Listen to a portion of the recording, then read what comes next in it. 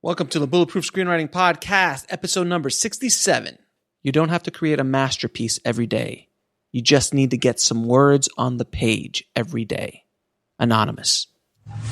Broadcasting from a dark, windowless room in Hollywood when we really should be working on that next draft. It's the Bulletproof Screenwriting Podcast, showing you the craft and business of screenwriting while teaching you how to make your screenplay bulletproof. And here's your host, Alex Ferrari. Welcome to another episode of the Bulletproof Screenwriting Podcast. I am your humble and quarantined host, Alex Ferrari.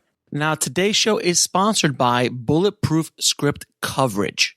Now, unlike other script coverage services, Bulletproof Script Coverage actually focuses on the kind of project you are and the goals of the project you are. So we actually break it down by three categories: micro budget, indie film market, and studio film. There's no reason to get coverage from a reader that's used to reading tentpole movies when your movie's going to be done for $100,000. And we wanted to focus on that at Bulletproof Script Coverage.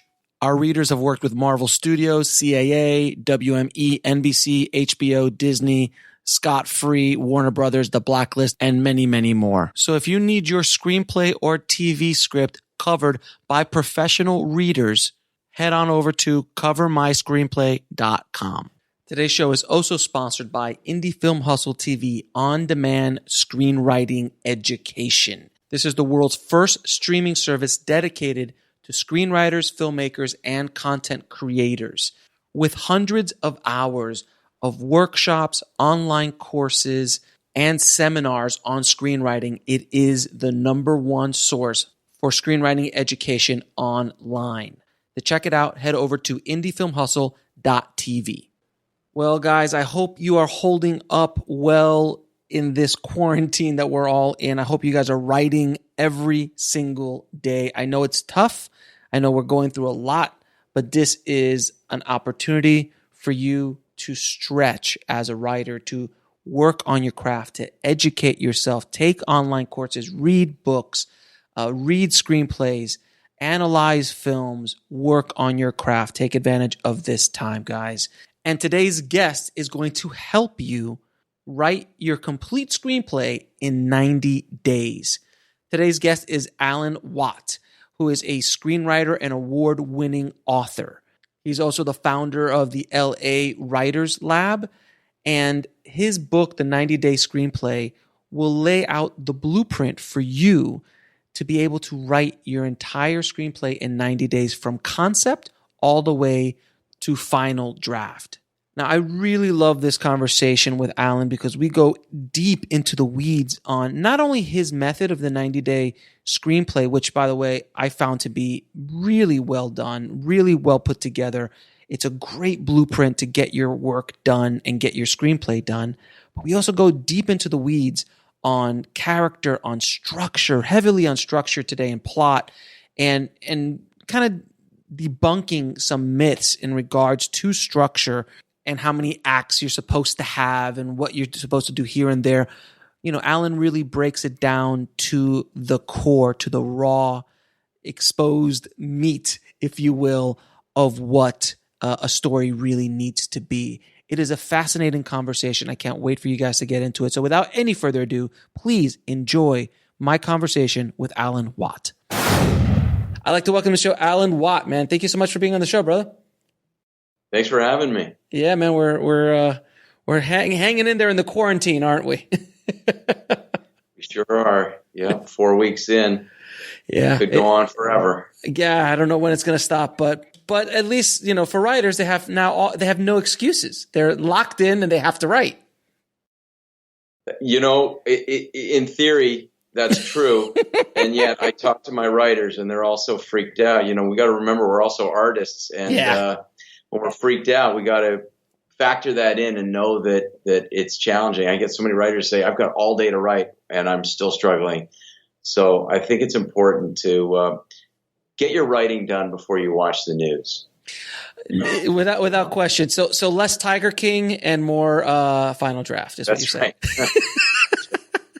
That's right. Yeah. Get up, take a leak, start writing, and then check your emails and watch the news. But get the writing done first, because that's when you're fresh. That's when your imagination is firing. Yes, absolutely. All right. So before we get started, how did you get your start in the business? Well, I started as a stand-up comic in Canada, and I did comedy for a long time, and I moved to New York, and then some managers brought me out to Los Angeles many years ago, and then so stand-up was going well, and then I wrote a novel, and it got auctioned for a ridiculous amount of money, and I didn't have to go on the road anymore. So I just focused. I'd always been writing screenplays, but that's when I really focused more on novels and screenplays. And then I started when I wasn't going on the road anymore. I started LA Writers Lab about 19 years ago. Oh wow! So it's been around for a minute. I started teaching. My first class was somebody asked me to teach a summer screenwriting class at UCLA in '98, and I loved it. I just loved it, and so I started, and I was always giving notes to all my screenwriter friends, and then I just kind of opened the doors on LA Writers Lab in a really small way in about 19 years ago. Very cool. Yeah. And you wrote a book, a good best-selling book called The 90-Day Screenplay. So I have to ask you the question: how do you write a 90-day screenplay? Well, yeah, let's get into that. Yeah, I wrote the 90-day novel, the 90-day screenplay, the 90-day rewrite, and so yeah, let's talk about it. The 90-day screenplay is a process of writing basically the first month is outlining your screenplay. So we spend a full month allowing the outline to emerge, and then we spend the second month writing the first draft, and then we spend the last 5 or so weeks polishing the first draft. So that's broken up into 3 sections. So that's the basic. So let's get into the first part, the outline. I know a lot of filmmakers and a lot of screenwriters. They tend. I've heard this complaint, this objection is like, I don't outline. I just let the thing free flow, man. I'm an artist. I just got to see when inspiration hits me. And I just got to see where the story takes me and where the characters are talking to me and all that stuff. And to a certain extent, I get that. But I've always been an outliner. I'd love to hear your point of view on the outline, the importance of it, and why you believe it to be such an integral part of this process. Okay, I understand why people say that, and it's because screenwriting is so often taught by story analysts who aren't really screenwriters themselves, and so it's taught. So a lot of artists rightfully hear outlining or story structure as some kind of a formula, and it's not. Story structure is the DNA of your protagonist's transformation. And so what I'm teaching is a process of marrying the wildness of your imagination to the rigor of story structure. But you have to be doing both concurrently. Okay, and so oftentimes story structure is taught as this formula. And so understandably, an artist is going to recoil at that idea. But there's a process of outlining that allows the wildness of your imagination to run free. So you're not outlining isn't figure. It's not a left brain process. You're not figuring out your story like it's a math problem. Mm-hmm. That's not outlining. I don't know what that is, but that's a guaranteed way to get stuck. Einstein says you can't solve a problem at the same level of consciousness that created the problem. In other words, he's talking about, let me back up. The purpose of story is to reveal a transformation. And so we can't figure our way out to a transformation, which is what Einstein is saying. You can't figure your way out to the solution to a problem. Every protagonist begins with a dramatic problem. They got this problem that they think needs to be solved. But what they're going to discover over the course of the story is that what they're actually struggling with is not a problem. For example, Jimmy Stewart wants to leave Bedford Falls so he can have a wonderful life. He thinks his problem is, how do I get out of Bedford Falls? What he discovers is that he doesn't have a problem. He never had to leave Bedford Falls. What he discovers is he's got a dilemma. And his dilemma is that as long as I believe that a wonderful life lives outside of Bedford Falls, I'll forever be in bondage to my limited idea, as Einstein says, of my problem. Does that make sense? It makes perfect sense. Okay. And so the reason it's, I want to ask people out there, have you ever written a screenplay that you didn't outline and you felt like it did everything that you wanted it to do? I think the answer is usually no. And I think also sometimes we hear about those screenwriters that claim not to outline. And we think, well, Charlie Kaufman says he doesn't outline. Woody Allen says he doesn't outline. But the truth is, these guys have been writing for years and they have mastered their craft. And so they, while they may not be writing their outline down, I've talked to a number of writers about this who are really successful. And they go, well, I used to outline, but now outlining is second nature, or I have the outline in my head, but I don't write it down, so they don't call it outlining. But I think it's a real misnomer to suggest, especially to novice screenwriters, that not outlining is going to give you a really satisfying story where the whole becomes greater than the sum of its parts. It's just not going to happen. But what's also not going to happen is if you go to some screenwriting class where you're being taught by a story analyst who's teaching you some kind of formula and you're expected to adapt to their formula, that's not going to work either. And so what you've got to do is you've got to find a process of marrying the wildness of your imagination to the rigorous story structure. And that's what I'm teaching in the 90-day screenplay. Is it so? It's the equivalence of me going, I'm going to go build a house, but I don't want a blueprint right now. I'm just going to start throwing up walls, and I can only see the 4 walls that I've put up right now, but I don't see it as a whole of the house that I'm trying to build. But if I had that blueprint, the architectural blueprints, I'm like, okay, I could put this house here and I can decorate those walls however I want. I can put the window wherever I want. I can put the door wherever I want, but you still need to know where it's all going and how it's all going to work together to form the final house. That makes sense? Well, here's the problem with that analogy. The problem with that analogy is it suggests that a screenplay is a house. But it's not. A screenplay, the character, the protagonist, and the house are inextricably linked. So character is structure. And that's why people hear that house analogy. I've heard it before. And they go, yeah, but so I don't know how to build the house. You're not supposed to know how to build the house. Einstein, again, says you can't solve the problem at the same level of consciousness of the creator of the problem. So let me explain a little bit about what I'm teaching is that all these books on story structure talk about the dramatic problem. But the truth is that your protagonist doesn't have a problem. They have a dilemma. And there's a difference. Problems are solved. They're intellectual.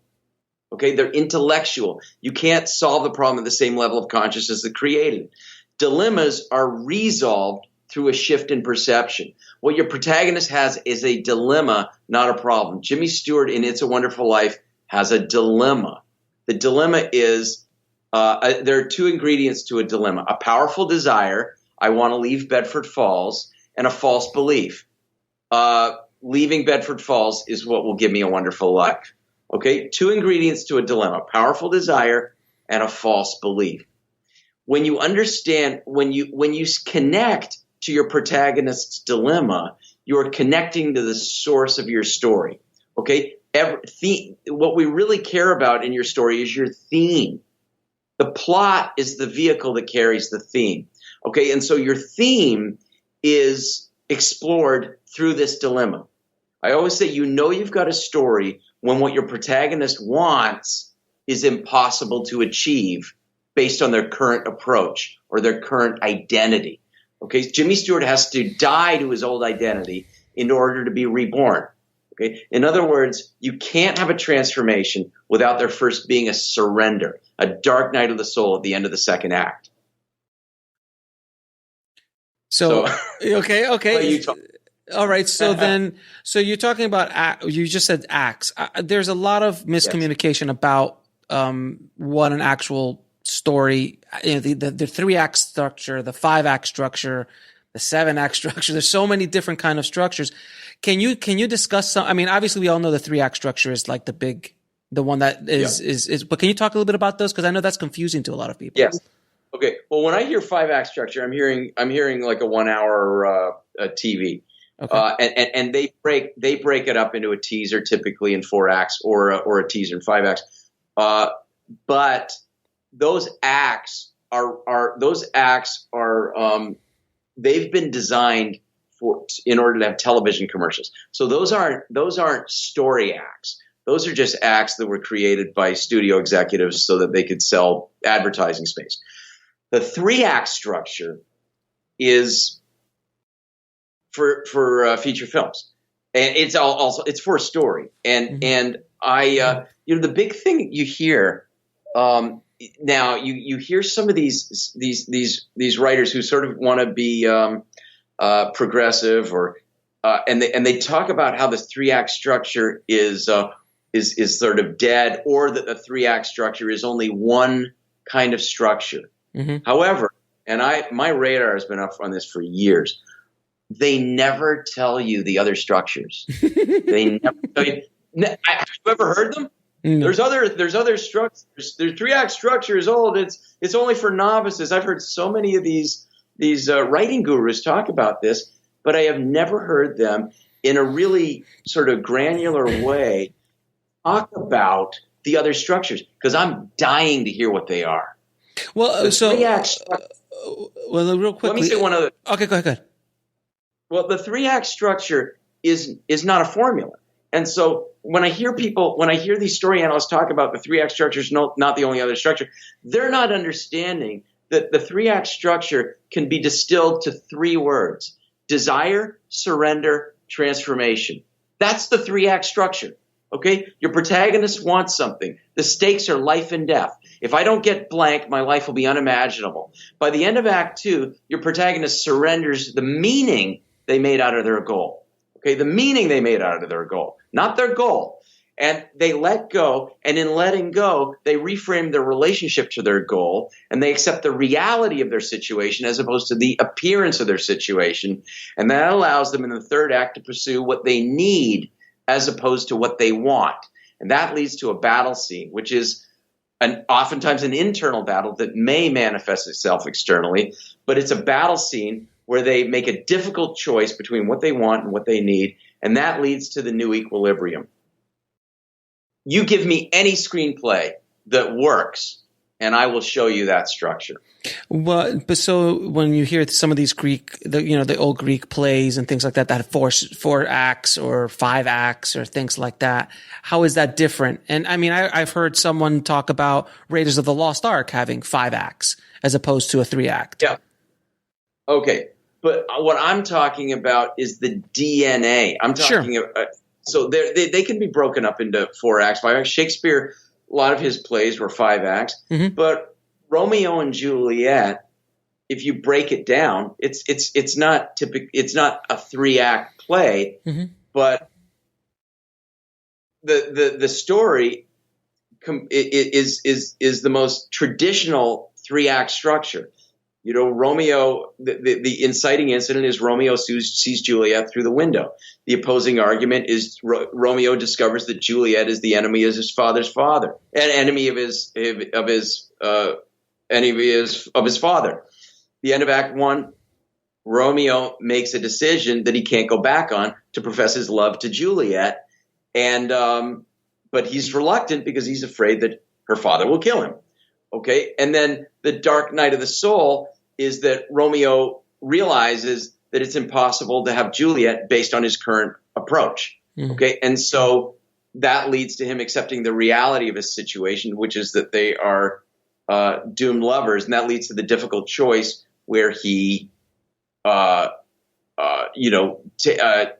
the, can't remember what the poison is. Remember the poison? I don't remember the name of the poison, but he took poison. Yeah, he drinks I'm blanking on it. But he makes the difficult choice. I want to be with my love for eternity, and so he kills himself. I mean, spoiler alert. I mean, come on. This is where people get into they misunderstand the semantics. And Sure. they confuse the way a script has been broken up into pieces with the DNA of the protagonist's journey. So you can easily break up any screenplay into 4 parts because Act 2 is typically twice as long as Act 1 and Act 3. You can call your screenplay 4 acts. Mm-hmm. It's not going to change a word of your screenplay to call it 4 acts. You can break it up into 5 acts if you want. Got it. It's semantics. At the end of the day, it's still 3 points. If one doesn't master story structure, and it's 3-act structure. If you don't master that, if you don't, then you're really going to struggle with writing a compelling screenplay. So let's talk a little bit about character, because a character is something that when we see a bad, it's like we don't know a good one till we see it, and we don't know a bad one till we see it. It's hard to explain, right. But like, you watch some of these amazing characters, like an Indiana Jones, like a Luke Skywalker, like a Darth Vader as a protagonist or an antagonist. And you see these guys, but when you see some of these bad movies, you're just like, oh God, that's so blah. This guy has like no this, or this girl has no that. It's like, what makes, in your opinion, a really good character, and how can any tips on writing a more compelling character? Okay, first of all, we got to let go of this idea that character has to be likable. The character has to want something really bad, and that's going to make us care about them. Mm-hmm. If we understand the circumstance that they're in, there will be we're going to care about them. My first novel, Diamond Dogs, the main character, the protagonist, accidentally kills somebody on the highway in the opening chapter, or the second chapter. And I'm told people really care about him. It was a bestseller. We're making it into a movie. But the point is that the character isn't necessarily likable, but we understand his relationship with his father. We understand the circumstances that led him to this accident. And so hopefully we care about him. So what I want to say is you've got to have a protagonist that wants something. The stakes have to be life and death. I don't mean literally life and death. I mean, if Jan Brady doesn't get a date with Tad Hamilton, she will absolutely die. You understand what I mean? Stakes are life and death. I have to get this, or my life will be unimaginable. That's life and death. The character wants something. The stakes are high. And then at some point, the protagonist is going to let me walk you through just like the really primitive, necessary stages in every protagonist's journey. Mm-hmm. Okay, in every 3-act journey, is that your protagonist is going to there's going to be an inciting incident. Okay, something happens that sets the story in motion. It's the moment where the audience collectively goes, "Oh, this is what the story's about." Mm-hmm. Romeo sees Juliet through the window. Oh, this is what the story's about. And then there's got to be a decision at the end of the first act. That decision needs to be coupled with reluctance. Why? Because the reluctance keeps us connected to the protagonist's dilemma. Okay, dilemma is tension. Dilemma feels like I'm being pulled in 2 different directions at the same time. You can feel it. It's an experience. And so our protagonist makes reluctance doesn't mean indifference. It doesn't mean I don't really want to do this. The reluctance means that we understand what it will mean if they don't do it. Okay, I've got to do this. In other words, if Luke Skywalker, he gets on, the ship, but he looks back and there's his farm burning and his aunt and uncle are dying. Okay, he's reluctant to leave, but what does he want? He wants to go and be a starfighter, right? So he's not reluctant to be a starfighter. He's reluctant to say goodbye to the status quo, to his old life. Mm-hmm. Don't confuse reluctance with indifference. Otherwise, it's going to kill the aliveness of your screenplay. Mm-hmm. The next major, really big point is the midpoint. A lot of screenwriters, I hear this word, it drives me nuts because it's an intellectual word. They call it the reversal. If you try and I can't figure out a reversal. in the middle of my story. But think in terms of experiences. I teach story structure as an experiential model. A lot of teachers teach it as a conceptual model. But if you think in terms of experience, you're going to realize that character suggests plot. So your character's experience is going to lead to an event happening. So think in terms of the experience of temptation. In the middle of your screenplay, your protagonist is going to experience temptation. Gosh, I made some notes, and I thought we were going to do this today. So I'm reverting back to some of the old, in Rocky. Mm-hmm. Everybody's seen the movie Rocky. Rocky is offered to fight the heavyweight champion of the world. Mm-hmm. What is he? That's the midpoint of the movie. Yeah, it is. What actually, you're right. Yeah. It's midpoint, 57 minutes. No way. No, I'm good. No. He says no. And Jurgens says, this is the chance of a lifetime. Don't pass it by. And then we cut to him on the screen with Apollo Creed. Then he says yes. If he doesn't say no, there's no context for the yes. In It's a Wonderful Life, Jimmy Stewart is offered to work for Mr. Potter. Okay, if you're writing a screenplay, and I always say our idea of our screenplay is never the whole story. It's not that it's incorrect, it's that it's incomplete. If you are writing your idea of a guy trying to leave Bedford Falls, it might never occur to you to have the devil, Mr. Potter, offer him a job. But what's happened is that he's become so successful with the savings and loan that the devil does offer him a job. So, in other words, if you think in terms of your protagonist experiencing temptation, it might occur to you, oh, what would tempt him? What if the devil offered him a job? So this way of working is a way of moving you beyond your limited idea of your screenplay and stretching your imagination. Story structure, if you explore it as an experiential model, you're going to start to invest yourself into it. You're going to have some skin in the game. You're not just going to be trying to figure it out from your prefrontal cortex. So with protagonists, generally speaking, everything that you've said makes absolute sense. There's a transformation from the beginning to the end, but there's two characters and one specific kind of story that doesn't kind of fit the transformation because the main character doesn't change, which is the detective story, or like the original James Bond stories where James Bond is absolutely no transformation whatsoever, but everybody around him transforms. And same thing for the detective story. How does that work with the detective story?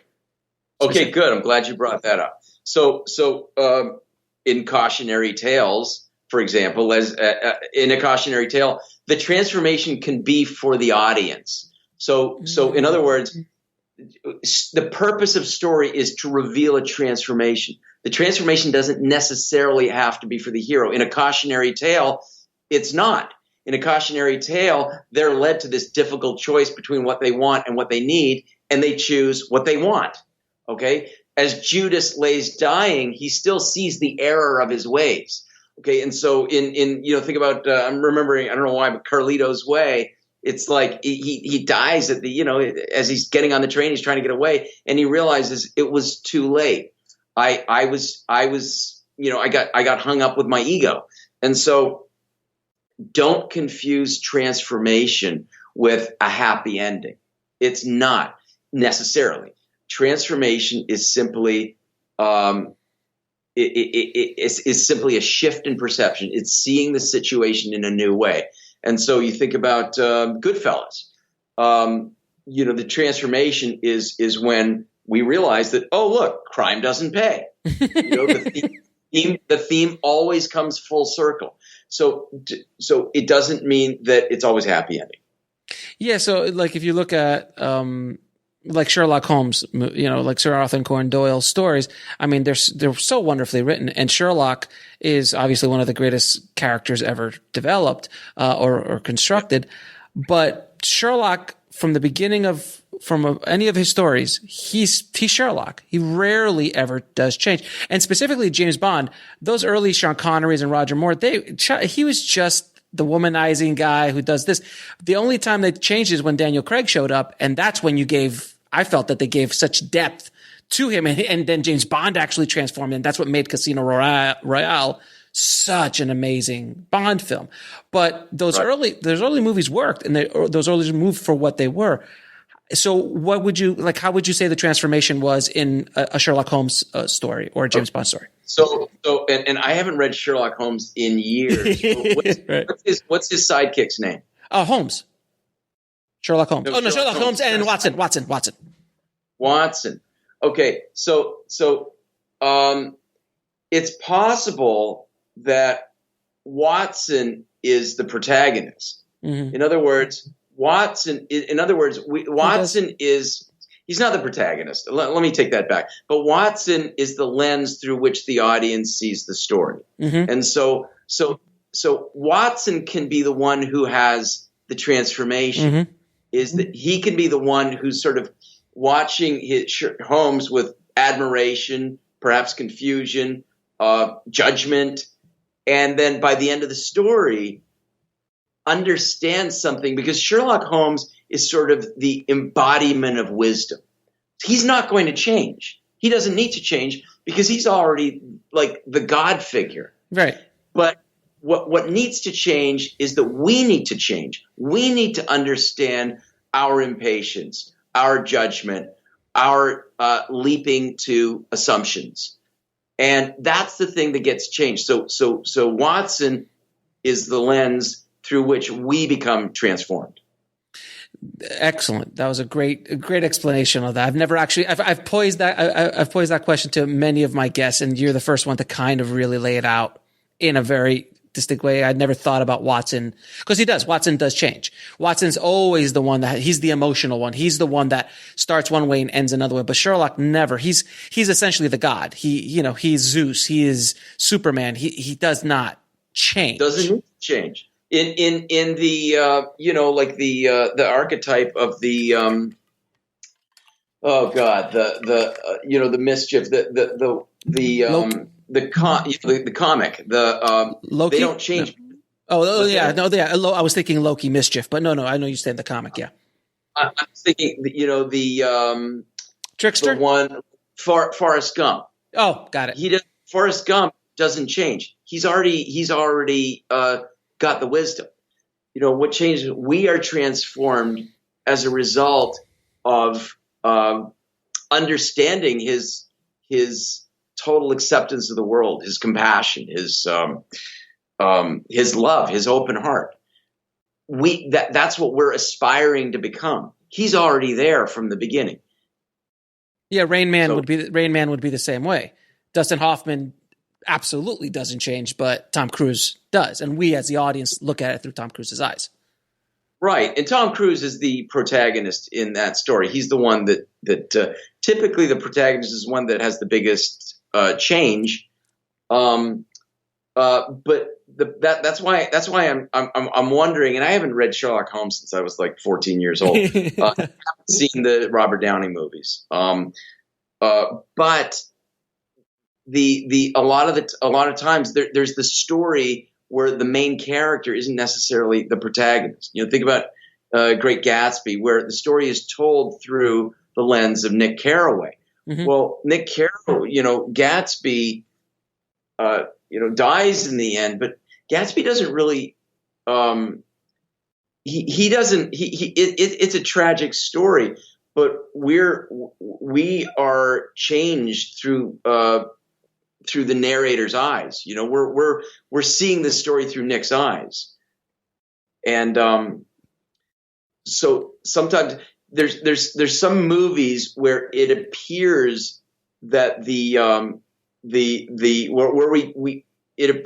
like Ordinary People, mm-hmm. the main character could be argued that the main character is the Timothy Hutton character, but the protagonist is probably the Donald Sutherland character. He's the one whose eyes become opened by the end of the story. He's the one who says to his wife, "I don't know what we've been playing at in this marriage for 20 years," and then she leaves. Donald Sutherland you can hang the structure on Donald Sutherland's arc. Desire to, I want to bring my family together. And he can't. And the more he tries to bring them together, the more Timothy Hutton and Mary Tyler Moore become polarized. Leads to A Dark Night of the Soul, where he's sitting in the garage in his car And he says to his wife, he starts to question his wife, what the hell happened the day we buried our son? All you cared about was the shirt I was wearing, the shoes.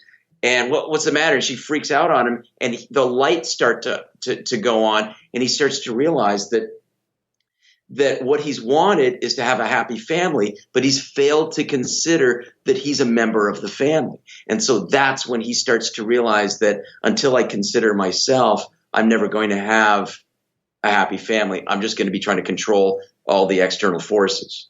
So in Shawshank, which I consider one of my favorite films of all time, love it. And, you know, a lot of people think Andy Dufresne's the main character. I argue that Red is the main character. That's because Andy does change, but he is who he is. This is my own personal, and I've talked about Shawshank ad nauseum on the show because it's one of my favorite scripts of all time. But yeah, Andy does change because he's definitely different than when he walks in than he is when he walks out. But I don't know why I feel that his essence stays the same throughout the piece. But Red is the one that has this, I feel, even a more dramatic change from his point of view. From he was already there. He was a veteran when Andy walked in, and where he walks out at the end. Yeah. I don't know. I'd love to hear your opinion on that. Well, you know, here's the thing: is it takes me a while to sort of thoughtfully break down a script and analyze it. So I don't like to give sort of quick off the cuff, and I haven't done that with Shawshank. And the way I work is it's there's craft, but it's also it's instinctual. And so, in other words, what I'd rather address with this question, rather than sort of do I think Andy or Red is the protagonist, is I love that you're bringing up this question, because what we need to talk about with screenwriting is the holistic approach to screenwriting. That I love when we look at a script like that and go, you know what? It's possible that Red is. So let's break down this script and let's see if we can hang it on Red's arc. What is the inciting incident? You know, why is this day unlike any other? And you know, I would submit that you might be right about that. That the day that Andy comes into the prison, you know, we do have Red narrating it, and that is the day unlike any other. Okay, inciting incident. That's right around page 10 of that script, I think. Why is this day unlike any other? This is the day that Andy comes into our lives and forces us to start to find the beauty within. Andy's the one that plays the opera music, but Red is the one who is allowing himself to be transformed by this external force. You've got a great antagonist in that old man. Oh, the warden is so. No, the old man who the little guy who ends up getting out. Oh yeah, hanging himself. Yeah, I forgot it. Yeah, with the crow. I forgot his name. In other words, here's. I think personally, a more valuable conversation for your question is I want to talk about how all of the characters in your screenplay want the same thing at nature. Okay, they all want the same thing at nature. In other words, they all want freedom, right? What does Andy want? They all want to be free. But notice how all of the characters constellate around this dilemma. Okay, a dilemma is a powerful desire. I want to be free, freedom, and a false belief. And everybody's false belief is different. And that's what makes that. So think about all the characters in Shawshank as archetypes, okay, primal forces of this dramatic question. How can I be free? Well, we do get a guy who leaves the prison and then hangs himself because he's got a misperception of freedom. His idea of freedom is the familiar. I want things the way they are. He can't accept change. Okay, Andy is a guy who accepts change. This is what makes him so powerful, is that he spends 20 years chipping away at a hole in his cell and putting a poster over it. Okay, and so he is That's why the ending is so moving, because it's, the filmmaker flips it, and we begin to understand what the movie's been about the whole time. Okay, that freedom comes from within, but we thought that freedom meant escape. Okay, the beginning of the story. So the story isn't about plot is will Andy escape, or will Red get out, or will anybody get out? But theme is about how do we reframe our relationship to freedom. Freedom at the beginning means escape. By the end of the story, freedom means I must find it within. Morgan Freeman says, you know what? I know you're never letting me out.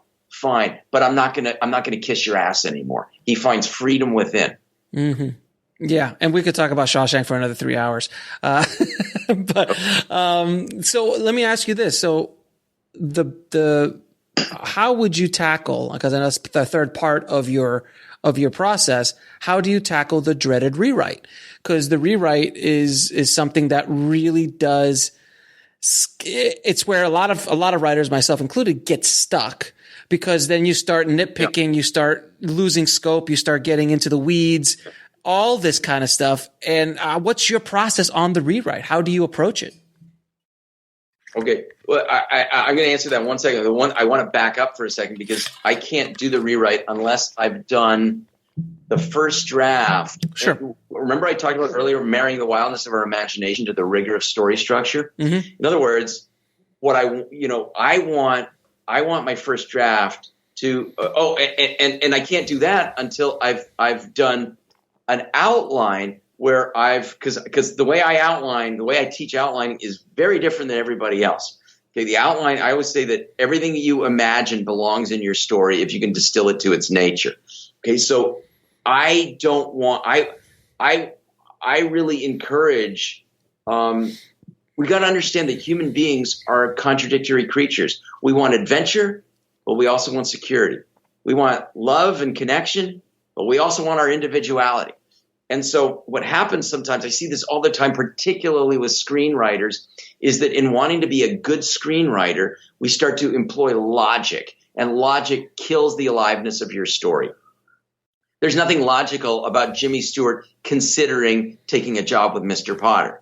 Okay, there's nothing logical about a guy who's wanted to be free his whole life. He gets out, and the first day he checks into a motel and hangs himself. Nothing logical about that, but there's something so true about it, and there's something primal about it. And so in the first month of the 90-day screenplay, I keep bringing writers back to the primal. What does your protagonist want? What do the characters want? What do they all want that is the same, that's primal? Okay, it's not intellectual, but I want to be free. I want connection. I want meaning. I want purpose. I want justice. I want revenge. It's primal. Okay, and so once you get that outline where you feel like there is a primal drive for your protagonist through the story, you write your first draft, and you write it really, really messy.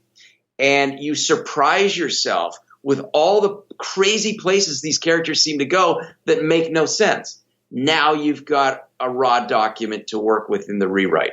In the rewrite, the first thing we do is we do a new outline. Okay, and so the new outline, you ask yourself two questions. First question is, have I said everything I set out to say? And this is where you do an inventory. You go, all right, there's actually scenes that feel like they're missing, or there's stuff that I felt like I pulled back.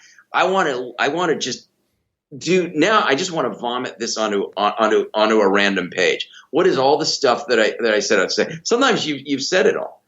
And the second question is, have I said it in the most effective way? That question leads you to do a new outline, but the new outline is not a regurgitation of your first draft. And that's where a lot of people think, oh, I gotta just tighten up the first draft. No, you need to be willing to pretend that the first draft doesn't exist. And you do a new outline, because now once you've written a first draft, you understand your characters in a way you could never have understood them otherwise, because you've gotten them to the end of your screenplay. So you've got to get the first draft down fast. Don't rewrite half a screenplay. Once you get to the end, you're going to understand them, and then you're going to go back and do a new outline, pretending you didn't write a first draft, and you're going to start to ask yourself, now that I know more about this story than I ever did before, let me pretend I didn't write it, and let me start to explore the most effective way to tell the story. Let me look at, when I wrote the first draft, I thought I had 2 or 3 inciting incidents. Let me start to explore what might be the inciting incident. Oh, I'm starting to see that it's when Morgan Freeman sees Andy Dufresne come into the prison for the first time. Wow, I thought that Andy was my protagonist. It might actually be Red. I had no idea. But because I'm holding it loosely and pretending I didn't write the screenplay, I'm actually open to that, to considering that. And now my story starts to take on a new shape, because I'm not trying to make it conform to my idea of my first draft. That's brilliant. I love that approach. I really do love that approach. Thank you. On the rewrite. It's very, very cool. I mean, I've talked to a lot of people about the craft. So I always love bringing new guests on, because with different approaches, because you never know when you're going to get the nugget that is going to hit you personally the right way. You might be hearing from this guru or that screenwriter or this process or that structure or whatever. And there's always that one thing. So that's probably one of the better ways to rewrite I've ever heard on the show, period. Right. So it's very, very cool. Now, how do you deal with writer's block? That's a question I ask all the time, because writer's block is rough. Writer's block. Okay. Let me get to that. I just want to address, you just used the word guru. And some of my students want to call me their guru, it's really recall that. But no, I want to say something. I want to say something to the screenwriters out there, because you got a lot of screenwriters watching this. Is that I see this all the time, and it costs writers years of really great dedicated work. Is that you are your own guru, and that I see writers all the time. They write a really great, messy first draft, and then they give it to a friend or a guru or whoever, and they get feedback on it. And the problem is the feedback. I'll give you, like, the primitive example would be, I really like scene 3 and 4, but I don't like scene 2 and 9. And so I'm being, sort of facetious, but they get rid of scene 2 and 9. And you start to, it's really subtle, but writers tend to, we want to write something that's really wonderful and that works. And what happens is we start to abdicate authority over the thing that excited us at the beginning. You do that at your peril. That thing that excites you, that you might not yet be able to articulate, is the thing that you've got to hold on to. And so you've got to be able to disseminate the notes that are valuable to the notes that are, I especially with screenwriters, other screenwriters always want to tell you how they would write your screenplay. That's fucking useless, because it's not their screenplay. If you don't have if you don't have somebody giving you notes that is endlessly curious about what you're trying to express, they can be their help can be really counterproductive, damaging. Yeah, without question, damaging. So how do you deal with writer's block? I think writer's block is an absence of information, and so this is why the first month of the 90-day screenplay is. I always tell writers that we're not outlining for the first week, by the way. All we do is we imagine the world of the story. Okay. Now, this is what 3-year-olds, I got a 7-year-old, so you got 8-year-olds. This is what they do all day long. Is they just, you tell me a story, they don't get writer's block. They just tell you a story. It might not make any sense to us, but there's sort of like a super logic to it. When they're telling you a story, there's like my son does it all day long. He tells me stories, and so what we need to do is writer's block is where we come to a place when we think we're supposed to know something, and then we start beating ourselves up for not knowing what we shouldn't be. Well, we're not yet supposed to know. And so there's a process of going from the general to the specific. The most general is, what's the thing that excites me? Oh, this is a story about a boy who meets a girl.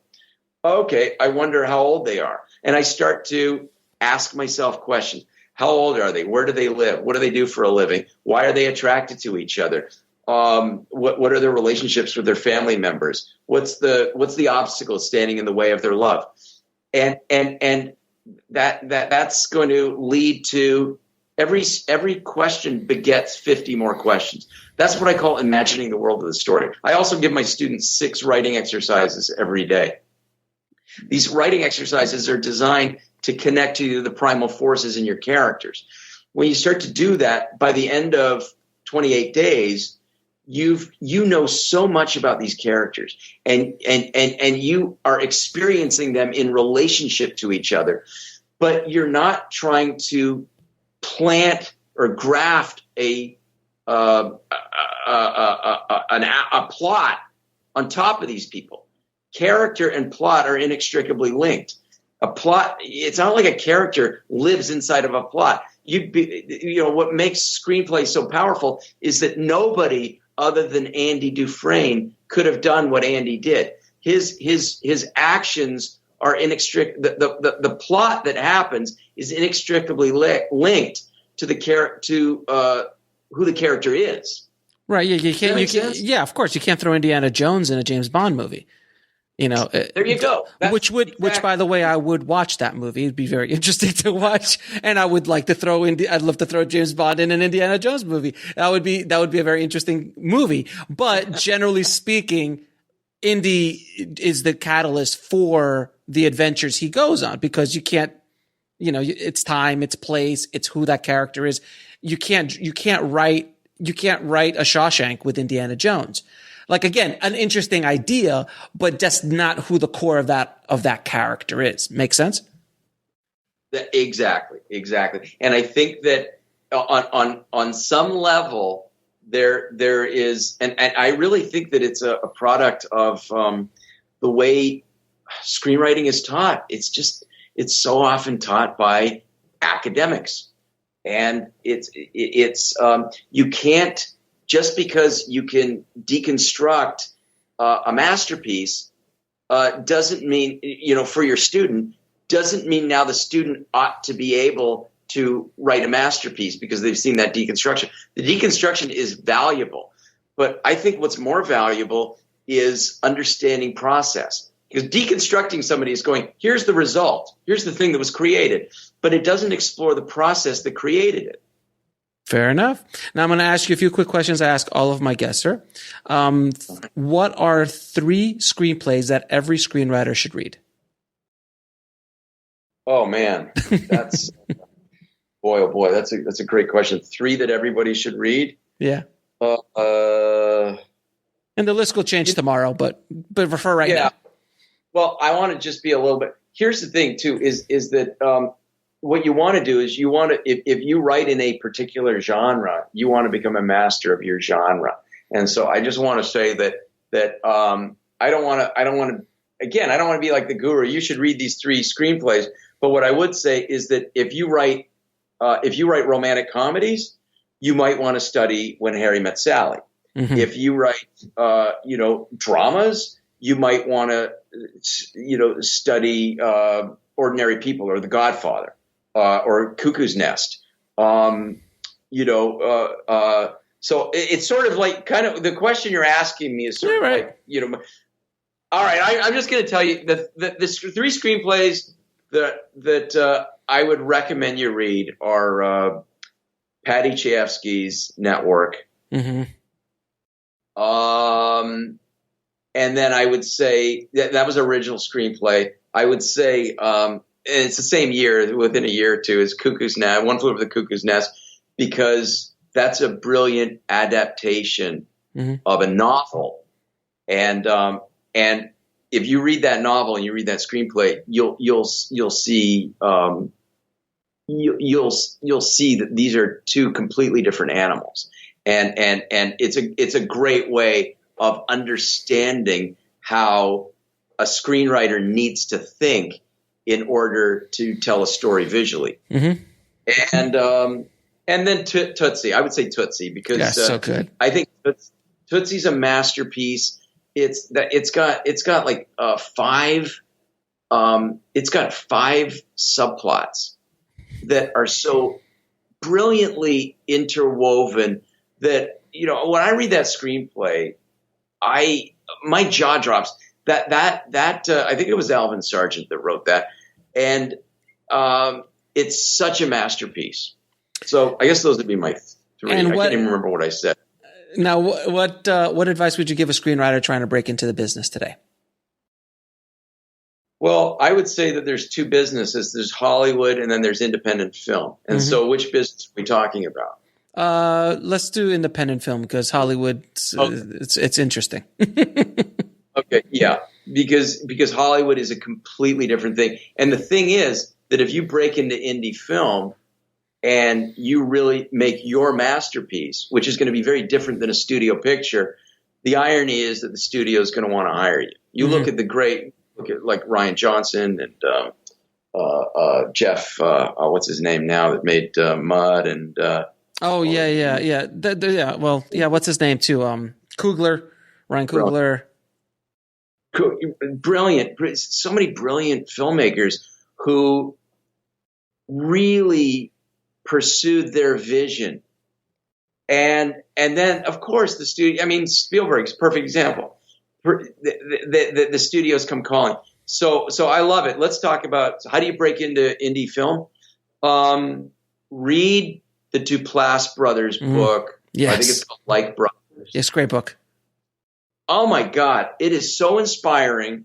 Those guys are so brilliant, and I can't give any better advice than what the Duplass brothers gave, which was they basically make a movie on your. I'm totally paraphrasing, but basically make a movie on your iPhone. Yeah. For $3. Make a short film on your iPhone, and then make another one, and it's going to suck. But you're going to start to find. I think they call it your juju. Yeah. You're going to start to find your voice, in your passion, and then make another one, and then make a feature for $1,000 or $3,000, and keep it. Yeah, I look at Joe Swanberg. Mm-hmm. The guy's brilliant. He keeps turning them out, prolific, and it just starts to improve. And so I guess that would be my thing: is don't wait for anybody. I just shot I just directed a music video right before this thing, and we did it for the artist, brilliant singer Abby Lyons. She did a Kickstarter campaign, raised the money, and we went and shot it. And I'm thrilled with the way it turned out.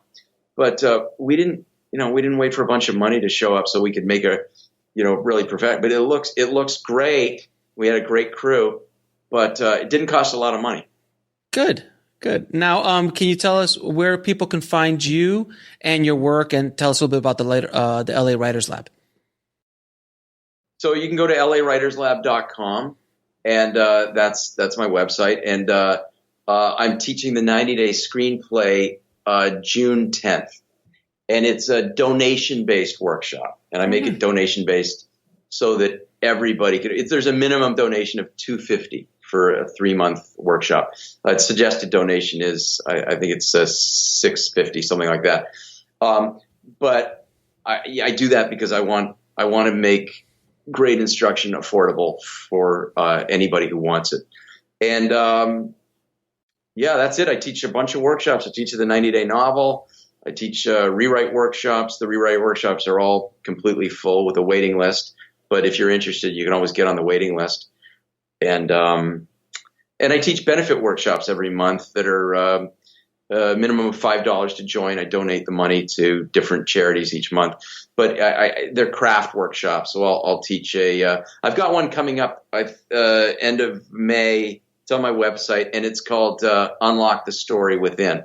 And basically, it's everything we've been talking about. It's connecting to the story that lives within you, so that you're able to. And it's a great workshop to take before the 90-day screenplay, so that you begin to understand the DNA of the story that wants to be told. Rather than going, oh, this is the story about Andy Dufresne. I gotta make him my protagonist. And then you start to read these books and figure out some conceptual way to get him to a transformation, only to discover that the transformation belongs to Red. Right. I just love that you gave that example. Man, Alan, thank you so much for being on the show, man. It's been an absolute pleasure talking to you and sharing your method and your ways and your juju with our audience, man. So thanks again for being, and please stay safe out there. It's rough. Thanks for having me. I want to thank Alan for being on the show and dropping some major knowledge bombs on the Bulletproof Screenwriting Tribe today. Thank you so much, Alan. If you want to get links to anything we spoke about in this episode, including how to get his book and anything else, head over to the show notes at bulletproofscreenwriting.tv/067. And guys, since you are at home, quarantined, locked up, like I said earlier, this is a great time to educate yourself on the craft. And I have laid out an amazing collection of books, audiobooks on the screenwriting craft. And you could just head over to bulletproofscreenwriting.tv/bookstore. And there you can listen or read to your heart's content. Thank you again for listening, guys. As always, keep on writing, no matter what. I'll talk to you soon. Thanks for listening to the Bulletproof Screenwriting Podcast at bulletproofscreenwriting.tv.